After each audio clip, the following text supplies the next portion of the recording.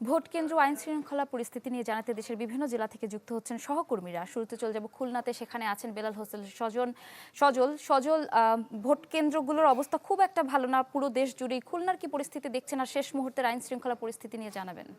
ইপসিতা খুলনার ৬টি আসনে মোট ৮৪০টি ভোট কেন্দ্র রয়েছে। সেই ৮৪০টি ভোট কেন্দ্রের মধ্যে যে জেলা রিটার্নিং কর্মকর্তার কার্যালয় থেকে বলা হয়েছে যে ৫৬৬টি ভোট কেন্দ্রকে তারা গুরুত্বপূর্ণ এবং অতি গুরুত্বপূর্ণ বলছে, যা মোট ভোট কেন্দ্রের প্রায় ৬৩% রয়েছে। এবং এছাড়া যদি বলি, ৬টি আসনের মধ্যে সবচেয়ে বেশি ঝুঁকিপূর্ণের মধ্যে রয়েছে উপকূলীয় অঞ্চল কয়রা ও পাইকগাছার যে খুলনা ৬ আসন। সেখানে আমরা দেখেছি যে ১৫৫টি আসনের কেন্দ্রের মধ্যে মূলত ১২৯টিকেই অতি গুরুত্বপূর্ণ এবং গুরুত্বপূর্ণ বলা হচ্ছে, যা মোট ভোট কেন্দ্রের ৮৩% মতন। এছাড়া খুলনার যে অন্যান্য ভোট কেন্দ্রগুলো রয়েছে, বিশেষ করে খুলনা ৫ আসনে যদি কথা বলি, সেই ৫ আসনে কিন্তু হেভিওয়েট প্রার্থী রয়েছে জামায়াতের সেক্রেটারি জেনারেল মিয়া গোলাম পরোয়ার, তিনি লড়াই করছেন। পাশাপাশি বিএনপির প্রার্থী রয়েছেন আলী আসগর লবি, দুজনই হেভিওয়েট প্রার্থী। সেই আসনটিকেও কিন্তু ঝুঁকিপূর্ণ আওতার মধ্যে রাখা হয়েছে। এবং আমরা দেখেছি রিসেন্টলি তিনি সংবাদ সম্মেলন করেছেন, সেখানে কিন্তু বলেছেন যে তার মিয়া গোলাম পরোয়ার যে তার ১৫০টি কেন্দ্রের মধ্যে তিনি ৫২টিকেই ঝুঁকিপূর্ণ বলছেন।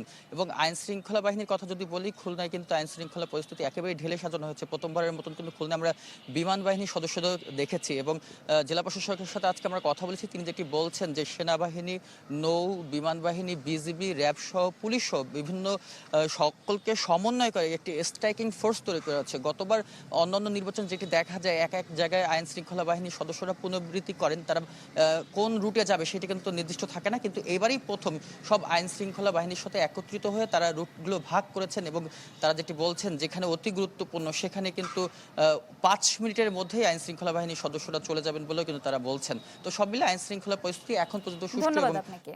হোয়াইট প্লাস প্রো সেনসিটিভ স্কয়ারের মাঠের বাইরেও তো আমরা এভাবে দেশপ্রেম দেখাতে পারি। দর্শক, এবার ঝুঁকিপূর্ণ ভোট কেন্দ্র নিয়ে জানাতে রাজশাহী থেকে যুক্ত হচ্ছেন আবরার সাইদ আবরার।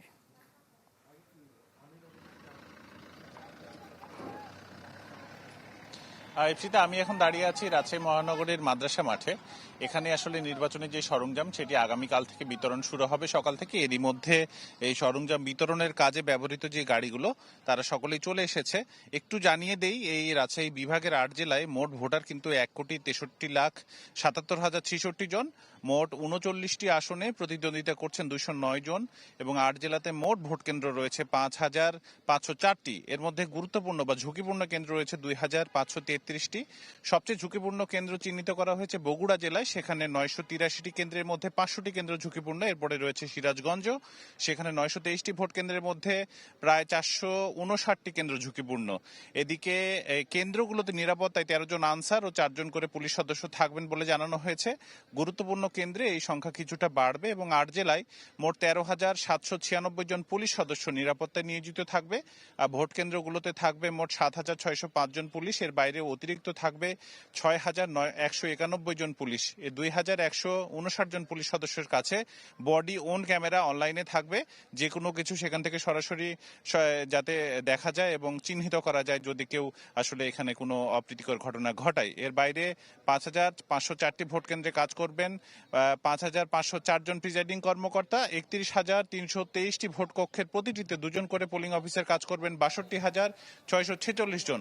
আর সেই সাথে একজন করে সহকারী প্রিজাইডিং কর্মকর্তা থাকবে। তো সব মিলিয়ে প্রস্তুতি প্রায় শেষ। আগামীকাল আসলে সরঞ্জামগুলো যাবে এবং তারপরে ১২ তারিখ সকাল থেকে ৭:৩০ থেকে ভোট গণনা গ্রহণ শুরু হবে এবং শেষে কিন্তু ভোট গণনা। এ ছিল আমার কাছে রাজশাহী থেকে। আবরার, ধন্যবাদ আপনাকে। দর্শক, এবার রংপুর থেকে যুক্ত হচ্ছেন ফখরুল শাহীন।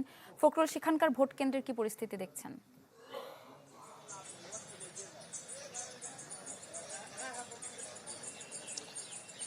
রংপুরে এখন পর্যন্ত আসলে আমরা কোনো বিশৃঙ্খলার সংবাদ পাইনি বা কোনো অনিয়মের অভিযোগও কিন্তু আমরা পাইনি। সুশৃঙ্খলভাবেই প্রচার প্রচারণার কাজ শেষে এখন কেন্দ্রগুলো আসলে প্রস্তুত হয়েছে এবং একটু আগে এখানে রংপুর মেট্রোপলিটন পুলিশের পক্ষ থেকে সংবাদ সম্মেলন করা হয়েছে এবং জানানো হয়েছে যে সব কেন্দ্রকে গুরুত্ব দিয়ে তারা আসলে প্রস্তুতি সম্পন্ন করেছেন এবং সেখানে আইনশৃঙ্খলা বাহিনীর সদস্যরা মোতায়েন থাকবেন।